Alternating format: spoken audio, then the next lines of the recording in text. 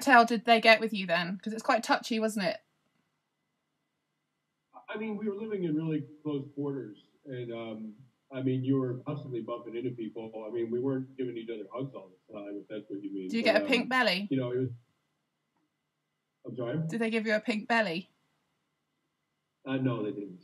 There were, you know, I was twice their age, and so they had a couple of hang-ups about, like, age and authority, even though I didn't have authority over them. And so they, you know, like, they stopped just short of that. I got tackled once, but it was, you know, very friendly. Actually, Brendan told me this story. He said when they made the spider, you know that, when they made the spider, because obviously it's all about your fear. So there's two things they want to do. They want to fuck you up because find your weakness, and yours was your age. And the other thing was that they found out that you were frightened of spiders. And he said when they made the spider, they like had this little debate, and they were like, oh my God, what if he like has a heart attack? And then they were like, because he's really old, and like and then he went, oh well, if he dies, he dies, and we'll fucking make it anyway. Yeah, that's pretty much how it happened. Yeah. He also told me that you were the oldest person out there other than the elders, which I also thought. Yeah. At 40, yeah, at 45, yeah, I was 45 then. Yeah, that's probably true. Well, once a general came out, but you know, he was like 65. Yeah, he definitely doesn't count. And apparently, he also told me that he was going to kick your ass on a race up to OP1. Yeah, I was a really good runner in college, and I'm pretty fit, and so I kept challenging Brendan to a race up to OP1, fully loaded, like combat ready, and it never happened, which is too bad because I think I had a pretty decent chance. Yeah, I don't know. I'd like to see it. Maybe you could one day. So I'm gonna. Did you like getting all dirty and stinky and male on the mountain then? Yes. There's that kind of that sort of feralness. Do you think you are a little bit feral because you like being up in treetops and stuff? I think all men are a little feral. Oh, another thing I have to ask you is, what is a man? Oh God. Oh my God. The easy questions last, huh? What is a man? I haven't finished yet. No, you have a special. What is a man according to Sebastian Junger? I mean, look, that's culturally determined, and in some societies,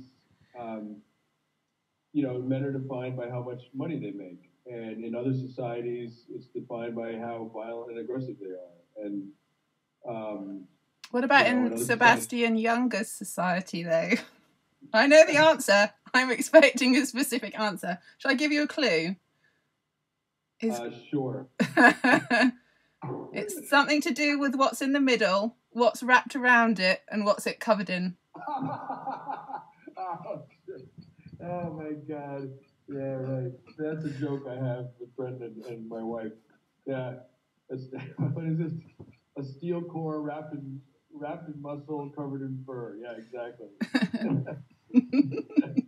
That's great. I was thinking you were asking much more penetrating questions than you were. All right.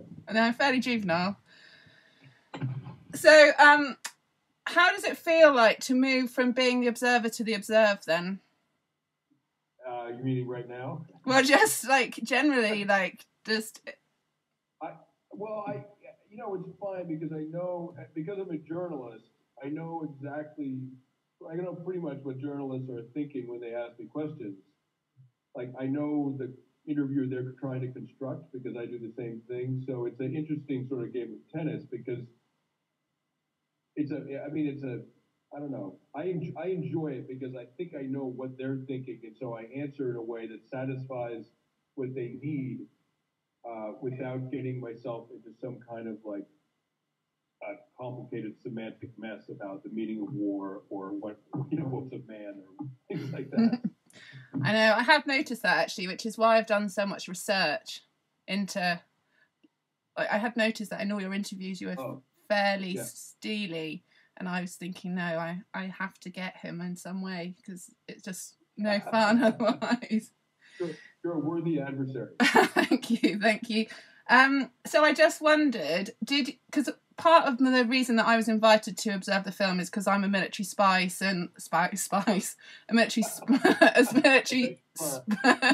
Freudian slip there, military spouse, and I just wondered if I think obviously it's interesting. I think that military wives and the whole tend to bury our heads in the sand when it comes to war. I think because we don't want to look at it.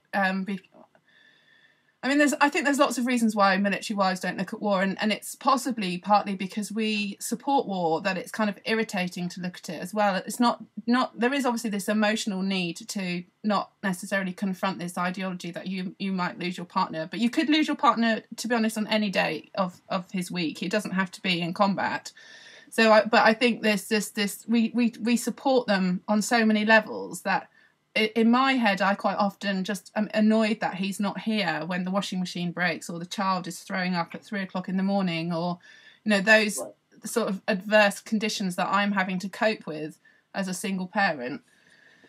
So, but I think one of the aspects of the film that hasn't necessarily been tapped into, which I think is important, is that there is an appeal of the fact that there's loads of fit blokes half dressed, like shoveling shit around, that women really would get into. That is part of the. I know you're looking at it from a more ideological perspective, but at this kind of like very primitive level, that is quite appealing.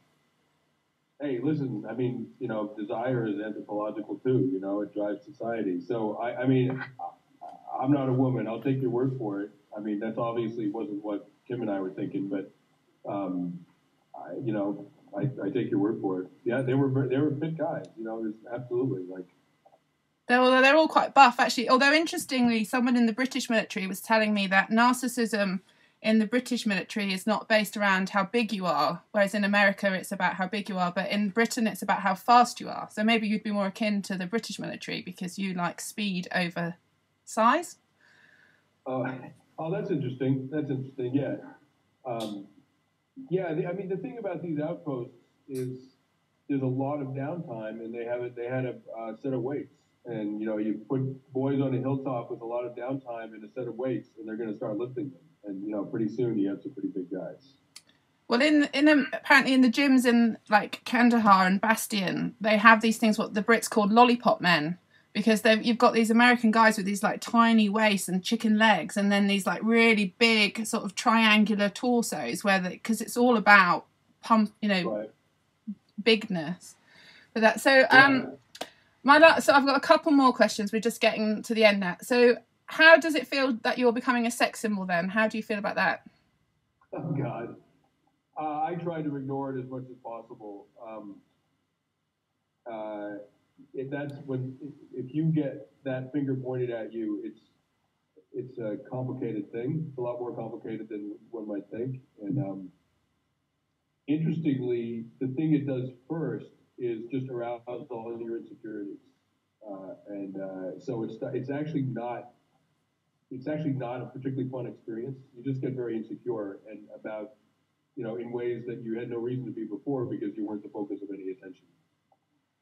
Yeah, have you seen that front cover of that magazine? Is it Outline or Outsider? Outside magazine, yeah. Outside, yeah. I thought that was fairly good. I think that's going to get you a lot of attention. I think that'll get you a lot of that unwanted attention. Although apparently everyone's really interested in where you got your jacket, which I think's, I know. That was actually, I kind of like that photo. I mean, sometimes photos can represent what you feel is you, and sometimes not. And I thought that was a nice photo. But yeah, that jacket was just, they had some wardrobe specialist, and they just dressed me up and stuck me in front of the camera. Like, so it's not. That's not my. It's not your jacket. Oh my God. You heard it here first on a modernmilitarymother.com.